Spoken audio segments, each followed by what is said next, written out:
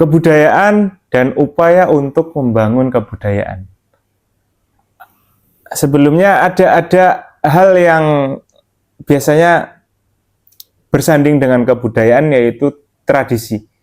Dua-duanya persamaan dan perbedaan. Persamaannya adalah perilaku yang disepakati secara komunal dan bisa menjadi standar kesamaan. Kalau perbedaannya, tradisi itu diwariskan atau diturunkan oleh zaman terdahulu. Jadi transmisinya vertikal. Kalau budaya transmisinya horizontal. Maksudnya muncul dan tersebarnya, kalau budaya sekarang ya ada pada di zaman sekarang muncul dan tersebarnya. Tapi kali ini kita hanya akan berbicara tentang kebudayaan. Tadi ya, budaya adalah perilaku yang disepakati secara komunal dan menjadi kebiasaan yang bisa menjadi standar persamaan. Sebelum kita berbicara lebih lanjut mengenai kebudayaan itu, ada 3 hal yang perlu kita bahas dan kita cari keterkaitannya, yang pada akhirnya nanti bisa menjelaskan bagaimana upaya untuk membangun kebudayaan itu. Yang pertama adalah pengetahuan yang meliputi pengalaman, kognitif, logika, intelektual. Yang kedua adalah perasaan, feeling. Dan yang ketiga adalah emotion. Dalam bahasa Inggris, motion adalah berarti bergerak. I-nya energi yang bergerak. Anggap seseorang itu sudah mempunyai pengetahuan kognitif intelektualnya sudah cukup ia miliki. Lalu seberapa jauh kognitif intelektual itu bisa berkaitan dengan usaha untuk membangun kebudayaan? Kata kuncinya begini. Setiap manusia itu selalu membuat keputusan. Semua keputusan kognitif intelektual itu bergantung dengan perasaan. Misalnya gini,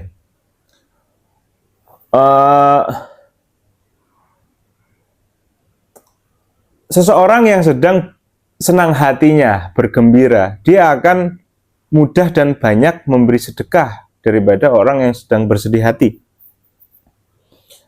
Atau contoh lain, ketika seseorang mengungkapkan perasaan kepada orang yang dia cintai, menembak pacarnya dan diterima, di hari itu pun juga dia dicaci maki, dikatain anjing, babi, tolol, segala macam, dia akan tidak marah, sulit untuk marah dibandingkan ketika dia sedang gundah gulana, sedih hati, disenggol sedikit saja, dihina sedikit saja, dia akan sangat cepat marah.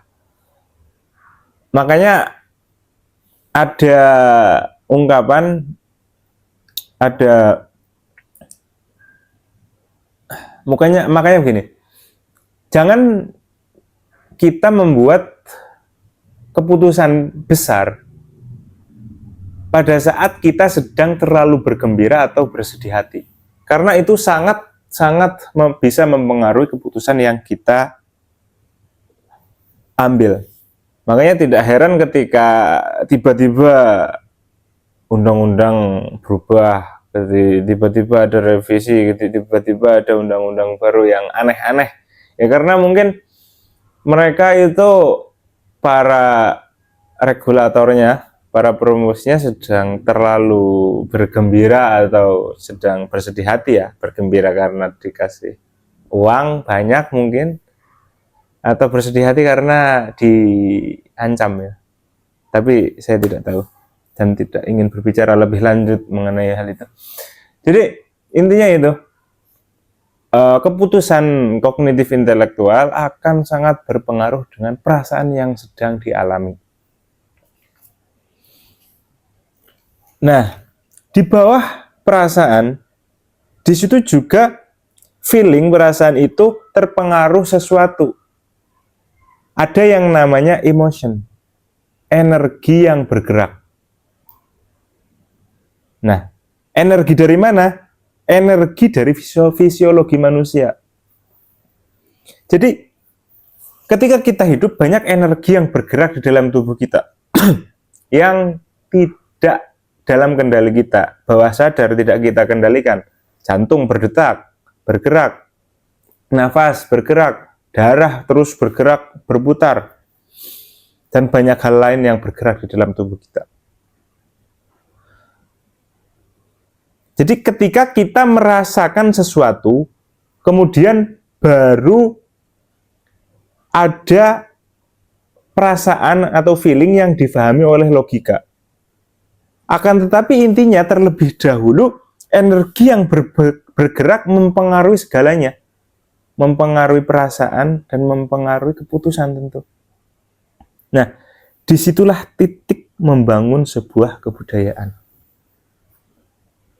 Bukan karena kognitif, bukan karena pengetahuan, karena kognitif itu 3 tingkat di atasnya. Tadi kan kognitif, yang terpengaruh oleh perasaan, yang terpengaruh oleh energi yang bergerak, yang terus selalu bergerak ketika masih eksis.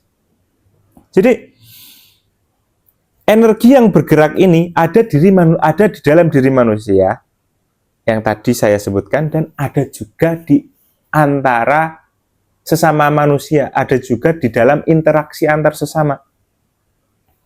Nah, terus bagaimana membangun atau memanajemen energi yang bergerak pada manusia? Misalnya gini, Anda disuruh untuk membangun sebuah kebiasaan baik. Misal kebiasaan baiknya apa? Sebutkan. Misal kebiasaan baiknya adalah integritas. Anda disuruh membangun integritas seperti apa kalau Anda sendiri lihat teman Anda atau pimpinan Anda melanggar peraturan yang sudah disepakati di dalam kantor atau organisasi dan dia tidak dihukum? Untuk apa Anda membangun integritas?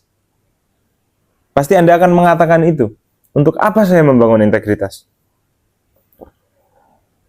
Jadi Nabi sendiri mengatakan bahwa ketika anaknya mencuri, katakanlah menjadi koruptor, dia sendiri yang akan menindak dan menghukumnya. Kalau pada saat itu hukumannya adalah potong tangan, dia sendiri yang akan memotong tangannya. Kalau pada zaman sekarang adalah dimiskinkan dan dipenjara, dia sendiri yang akan memenjarakannya, yang akan memiskinkannya. Tapi sulit sepertinya sekarang memiskinkan para koruptor karena katanya kasihan keluarganya, mereka tidak bersalah. Tapi gimana gitu, dia tinggal maksudnya dimiskinkan terus keluarganya dibuatkan panti kan juga bisa, panti khusus keluarga koruptor gitu. Tapi itu bukan urusan saya. Kita lanjut ya. Jadi ngapain saya membangun integritas? Orang teman saya melakukan hal seperti itu nggak dihukum kok. Ya. Jadi memang tidak gampang untuk memanajemen energi yang bergerak di antara manusia dalam interaksi antar sesama manusia. Perlu pemahaman psikologi, bahkan neuroscience. Jadi memang ada itu kan. Ya tadi yang seperti saya katakan, sulit untuk memanajemen energi yang bergerak yang itu di bawah kendali kita. Ya bagaimana misal Anda bisa 1 menit saja menghentikan detak jantung Anda atau menghentikan aliran darah Anda? Memang sulit. Itu energi yang bergerak di dalam diri manusia. Juga bagaimana kita bisa mengendalikan atau memanajemen energi yang bergerak di antara sesama manusia di dalam interaksi ketika peraturan yang disepakati tidak ditepati. ketika melanggar tidak dihukum, bagaimana akan terkendali, akan termanajemen dengan baik. Nah, makanya itulah emotion, itulah yang menjadi kunci bagaimana membangun peradaban. Adanya fairness, adanya ya fair untuk menindak siapa yang salah, melakukan peraturan-peraturan yang telah disepakati. Bahkan butuh pemahaman neuroscience di situ, karena ya sulit untuk mengendalikan aliran darah kita, bahkan detak jantung kita kan ya. Tapi ada, bisa ada upayanya, ada.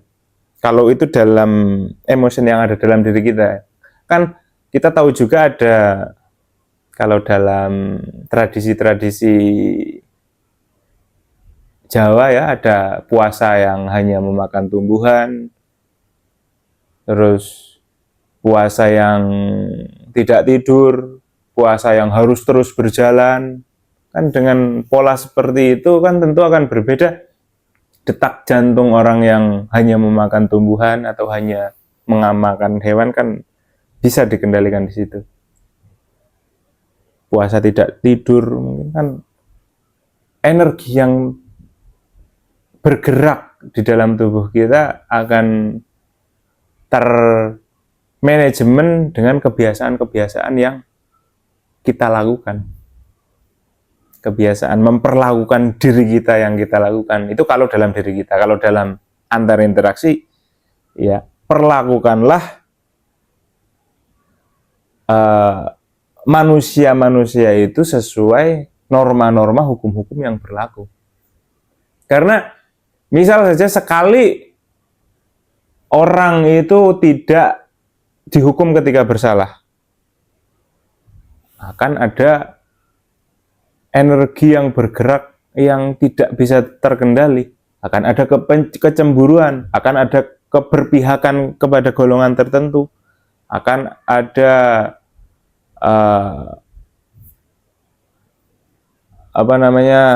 empati kepada yang bersalah, akan ada kebencian kepada yang bersalah tapi tidak ditindak. Seperti itu. Jadi emotion itu adalah kunci memanajemen energi yang bergerak baik dalam diri kita maupun di dalam interaksi, adalah kunci untuk membangun sebuah kebudayaan. Jadi untuk membangun kebudayaan, budaya, para pemerakarsanya harus memahami bagaimana energi yang bergerak di antara manusianya di dalam interaksi. Kalau energi yang sudah bergerak itu sudah benar, sudah termanajemen dengan baik, budaya akan muncul tanpa bisa dicegah, tanpa bisa dibendung. Nah, dalam kesempatan ini saya ingin membangun sebuah budaya. Mari kita terus mencari kebenaran yang sejati, walaupun harus bersusah payah melakukan kesalahan berkali-kali. Terima kasih. Semoga bermanfaat. Bangsat!